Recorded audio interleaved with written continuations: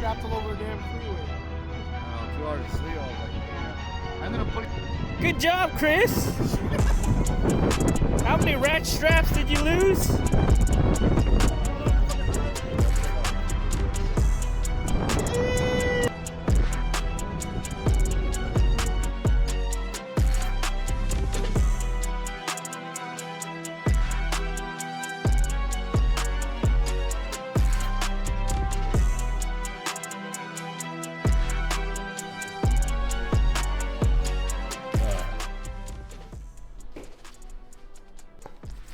Shots, baby. Woo woo. Done there, huh? Not paying attention. Oh shit. You trying to burn down the house, Chris?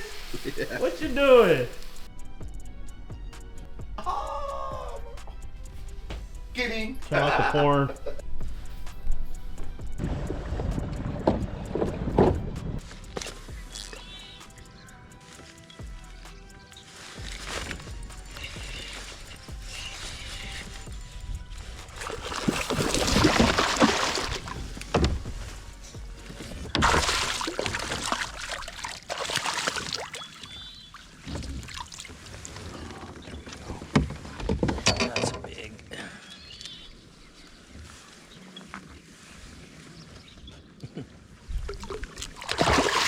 What I'm doing is I'm just scanning all these tules and willows to see if some females pulled up, and that was a female for sure. Oh, got one again. We'll let it go. There we go. Let it go. That's a bad thing about I wouldn't say it's a bad thing, but tournament fishing, you don't want to hook all of them. Let's get out of this spot. One of the biggest things about fishing I realized during tournaments is even though you want to get on a certain spot and you make that long run, you can't put all your eggs in one basket, because that'll ruin your mentality. So it's good to just have an open mind and just check out the spots around it and not just automatically rule spot out just because one little section was off, you know? So there's two good things about this spot. One of them is that there's not a lot of pressure. Two, that I'm catching fish. 4 or 5 bites. I'll be confident in this spin right there. Oh, there's another bite. Let it go. Let it go. Come on. There we go. Oh, there's another bite.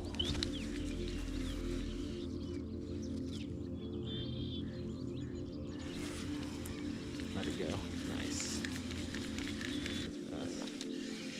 Do we set the hook, guys? Yep. Oh.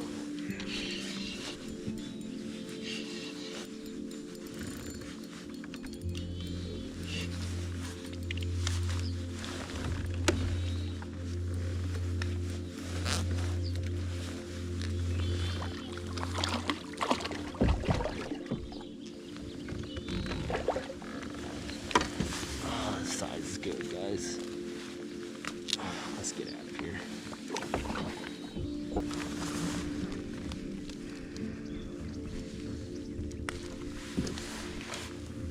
Nice size right here. Those were just roaming out, still eating. Oh man, there's fish everywhere here. I was really thinking about doing mid-lake with Simon, but I think this is paying off.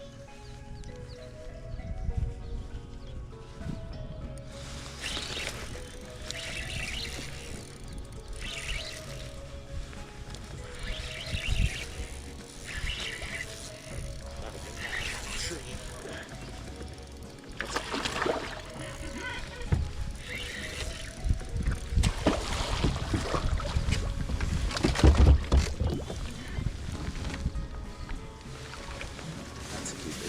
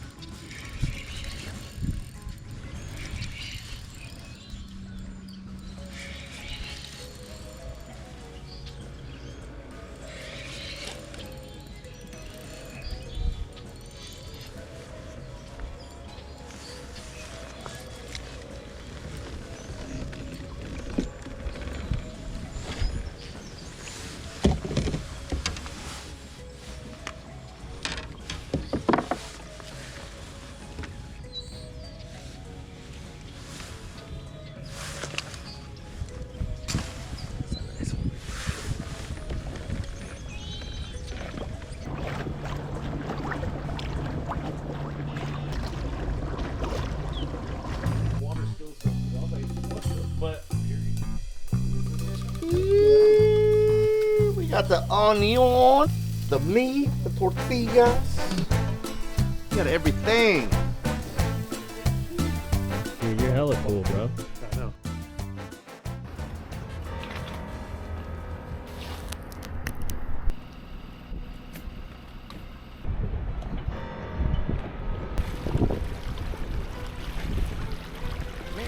Get back safe, alright? Please do not get in my way. You cannot drive in my lane. Tires is burning the pain. You don't have nothing to say. This is how legends are made. I know I got what it takes. And I'm not pumping the brakes. And I'm not pumping the brakes. I'm too competitive. I like the narrative. That I know best in the league. Who you comparing with? That is competitive. Top of the throne and it's me. How you moving so when it's speed? I just been bringing the heat. I just been bringing the fire.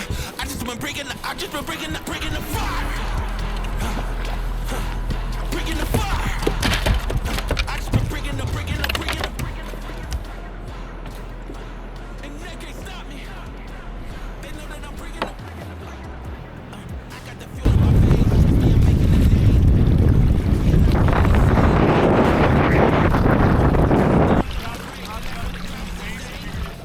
Heart of a champ, adrenaline rushes is numbing the pain. I'm too competitive. I like the narrative. I don't know best in the league. Who you comparing with? That is competitive. Top of the throne and it's me. How you moving so when it's speed? I just been bringing the heat. I just been bringing the.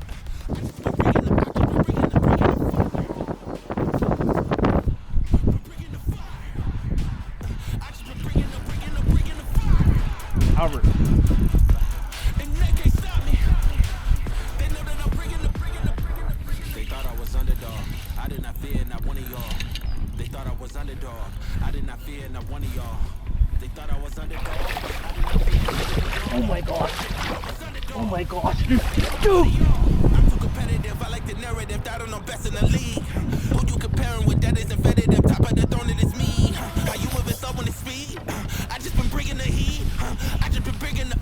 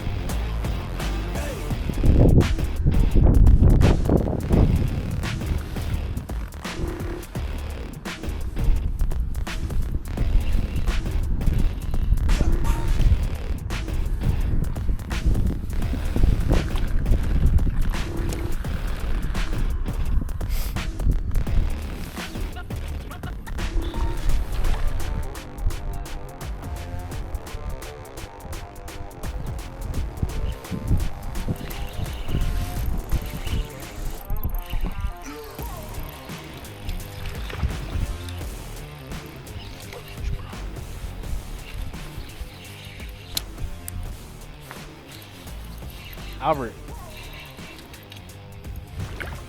Let me give you the juice.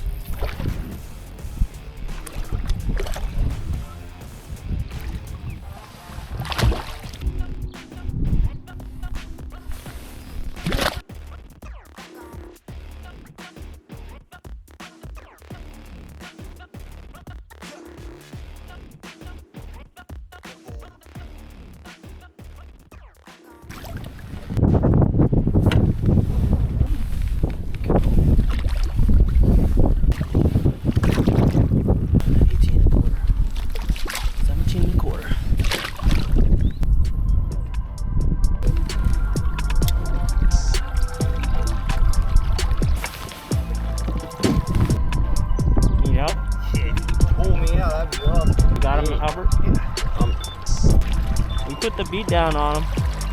You did. You did too? Got 5.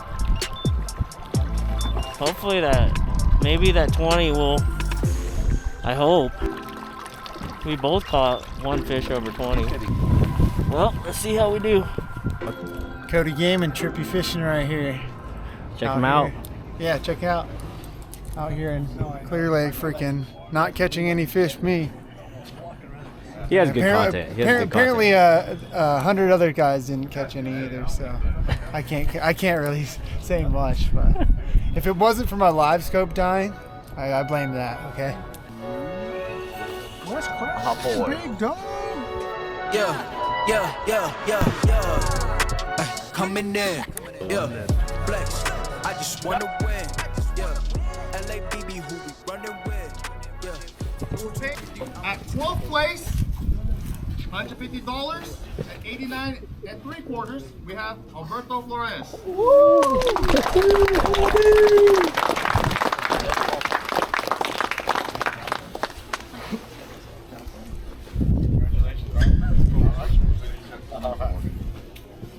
First trip to Clear Lake too.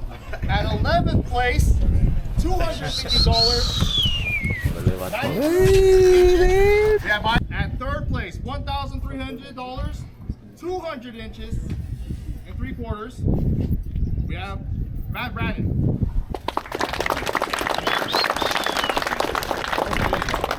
I caught one fish flipping some bushes this morning, and everything else was on glide baits. I rotated through about 5 different glide baits. 203 inches. We have David Burris. I was paying attention to the leaderboards, and out the blue, this guy just started smacking, and the inches just going higher and higher and higher. And my gosh, he just killed it out there today. First place, $3,250 at 241 inches. No one catching him. We have Dominic Guan.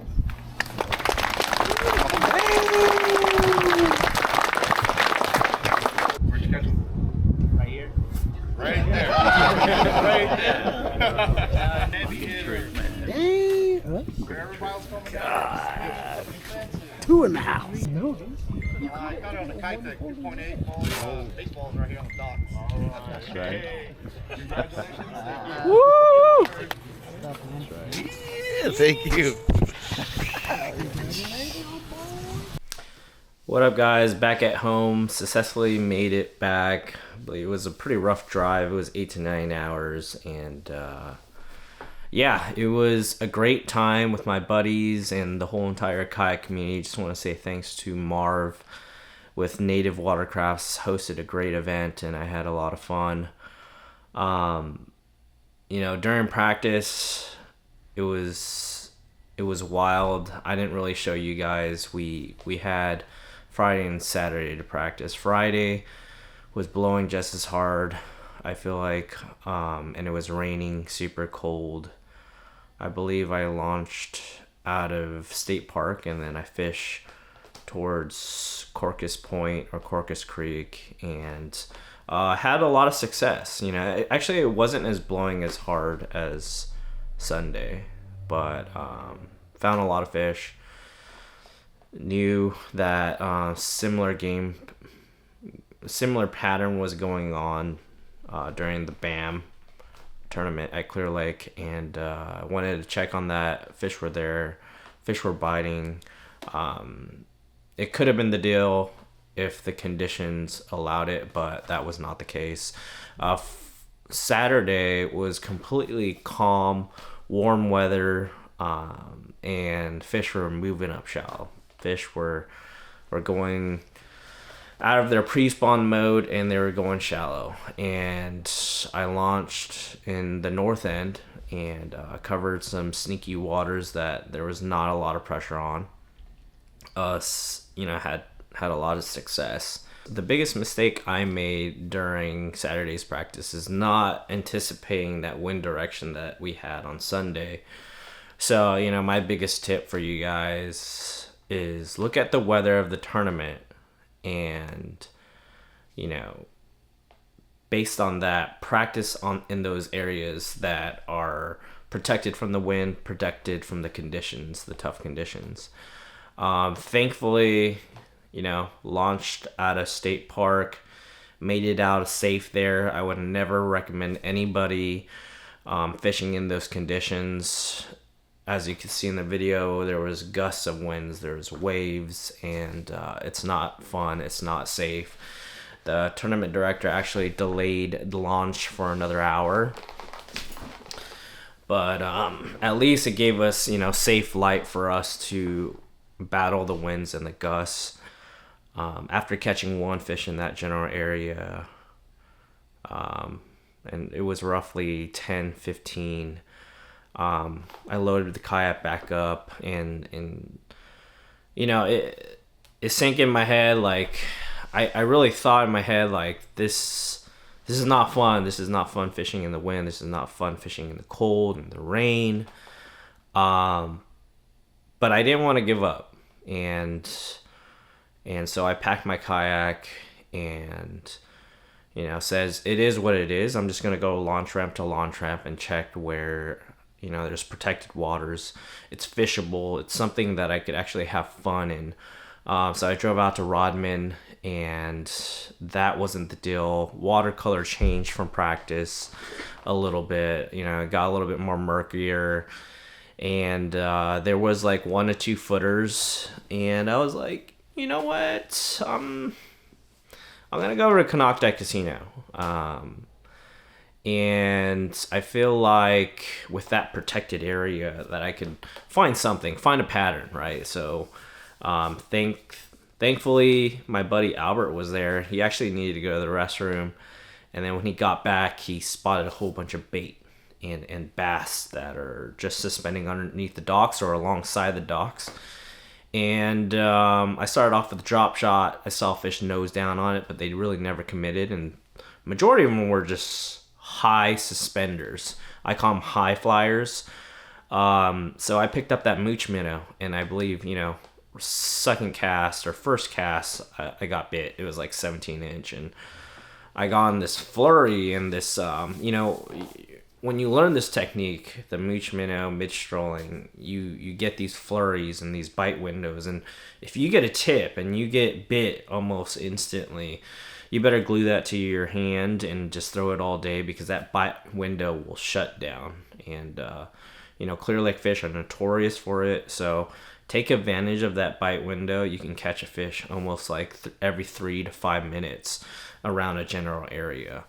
And then Marv came out, actually. I don't think I put it in the video, but Marv came out at the very end of the dock because he's judging all these photos. He knows where everybody is submitting all these fish. He comes out to the dock, and he's just like, dude, you're an absolute beast. And you know, shout out to Marv. He's been awesome throughout like the whole entire duration of my kayak fishing experience in the last 2 or 3 years. And I finally got to fish one of his events. But besides the point, you know, that flurry lasted for a very long time. I believe it was like 2 to 2.5 hours. And then Marv came out. It's like, you're a beast, keep on grinding it out.